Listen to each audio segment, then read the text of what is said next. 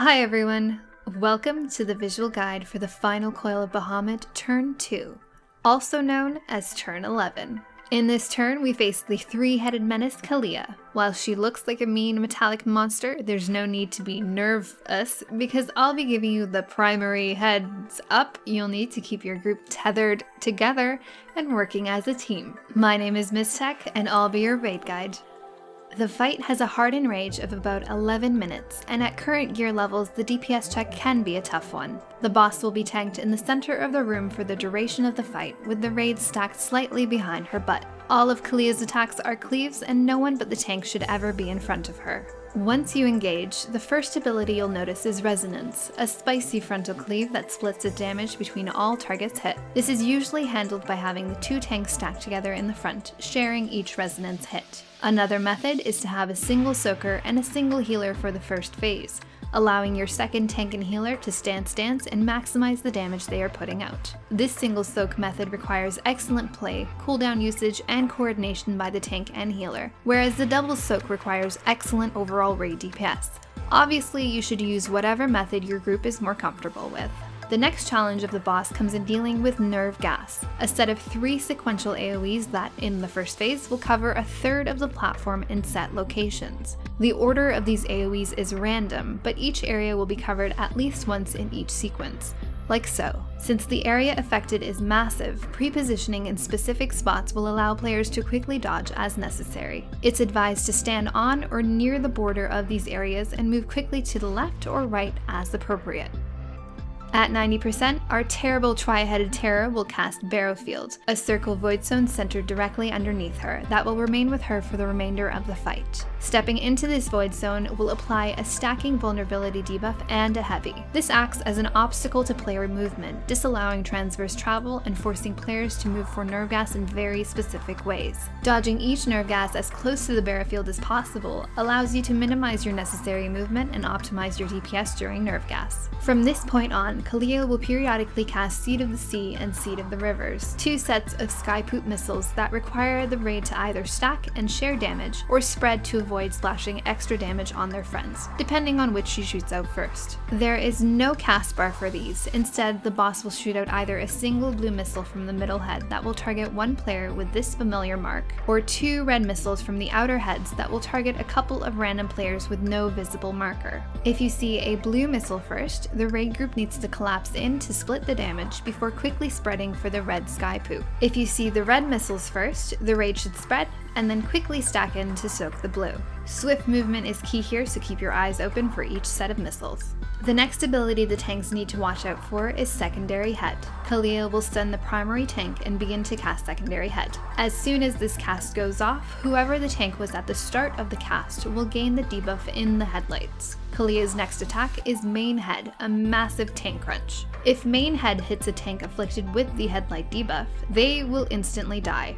To counter this, the second tank needs to provoke during the cast of Secondary Head and eat the main head with a cooldown. Without the debuff, Main Head still hits hard, but not enough to one-shot you. A quick tip for tanks, do not provoke before the cast begins. The rotation of mechanics is quite simple in this phase. To recap, we begin with Resonance first, into a Nerve Gas, and another Resonance. This will repeat until 90%, at which point Barrowfield casts. Ideally, you shouldn't be seeing more than 1 nerve cast before 90%.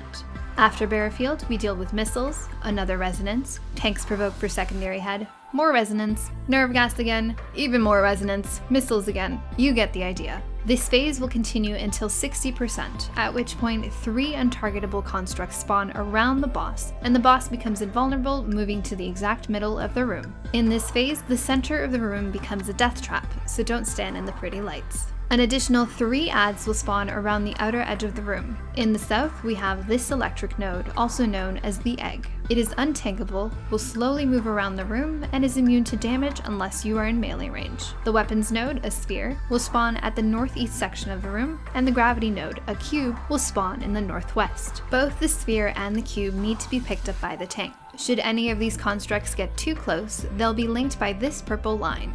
If linked for enough time, they will merge and have massively increased health and damage, almost definitely resulting in a wipe. As such, both tanks need to take care to move around the room, keeping sufficient distance between the three constructs to avoid this. Each construct also has specific abilities that must be dealt with accordingly. The gravity node will place the gravity well on a random player. The affected player should move out of this immediately or suffer a really annoying heavy for 15 seconds. The cube also has a buff that causes all of its attack to do critical damage. Tanks and healers be ready with cooldowns and heals. The weapons node will cast repelling cannons, a painful AoE that needs to be split between the sphere tank and 3 to 5 people. Lastly, the egg will afflict a player with forked lightning, a debuff that will explode in a large circle around the player and apply paralyze to anyone it hits. The affected player needs to move away from other players until this debuff drops off. The 3 untargetable constructs near the boss will also periodically throw out long column AoEs on random players. These do a hefty amount of damage and players should avoid these as necessary. The sphere and cube constructs need to be destroyed at the same time. As soon as one of them dies, the other will book it to the egg and begin to merge with it. To avoid this potential wipe, the raid should split their damage between them and kill them within seconds of each other.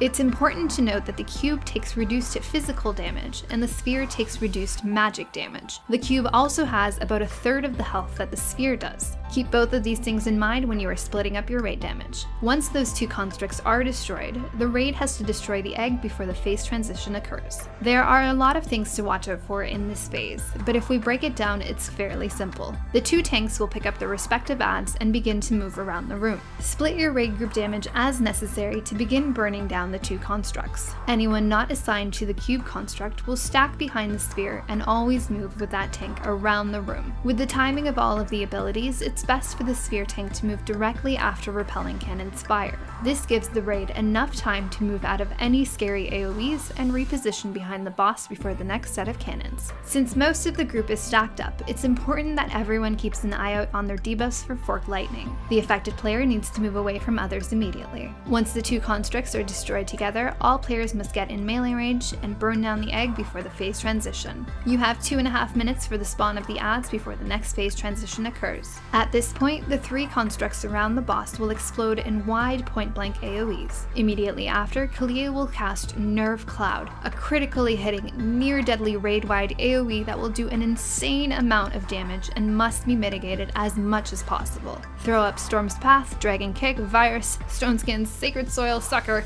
anything and everything you can possibly do to lower the outgoing damage. Tanks should also reposition at this time to keep the boss from cleaving the group. The raid will resume positions behind the boss in a light spread, ready for the new mechanic that comes immediately after. Nanospore Jets are 2 sets of colored tethers that will target 4 players and link them in pairs. The tethers will always link 2 pairs, and the pairs will always be some combination of either 2 tanks, 2 healers, 2 DPS, or 1 DPS and 1 healer. A tethered pair can freely stack on one another, but spreading too far apart will begin stacking a vulnerability debuff. Spreading further still will one-shot both players. If a tethered player dies, their tethered partner will also instantly die. If the 2 tethered pairs come too close to one another, all 4 players will quickly begin to stack vulnerability debuffs. As such, no matter what is happening during this phase or what abilities you are dodging, the 2 tethered pairs need to be at least 90 degrees apart. Dodging mechanics while tethered is the key to this phase.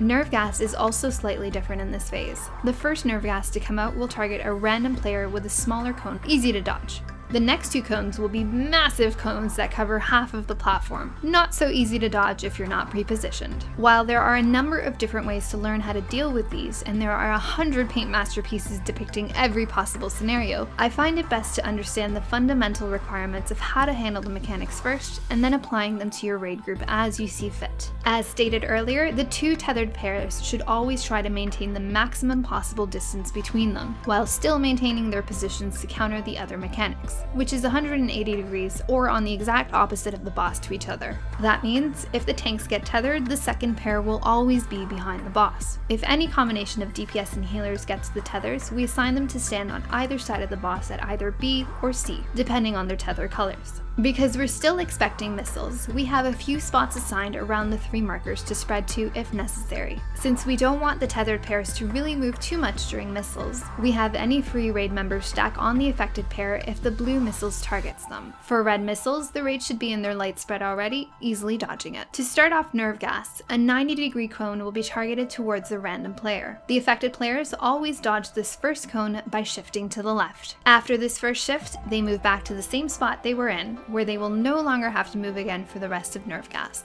Everyone else should have to move to the right or left for the next 2 gases, maintaining enough distance between each tether set as necessary. Communication is key here, so make sure everyone is on the same page during phase 3. If you're still having trouble, you can use these diagrams to supplement this knowledge and put a visual perspective on the possible instances of nerve and tether combos. Tanks still have to watch out for secondary head in this half of the fight. The mechanic rotation of this phase is a little more complicated, but will also repeat until the boss is killed. To recap, we begin with nerve cloud, into tethers. Next will be nerve gas and missiles in a random order, so be ready for whichever one comes first. After nerve and missiles, tanks deal with secondary head. After some time, the tethers will run out and new ones will apply. The mechanics here will repeat. After every secondary head, the boss will cast nerve cloud. This nerve cloud is a little easier to handle as it's not a guaranteed crit, but remember to virus, shield, and heal through this and get ready for the next set of tethers. The mechanics will continue to repeat from here until the boss is down.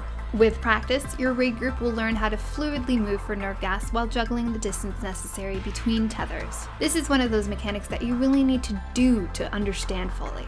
So get out there and practice.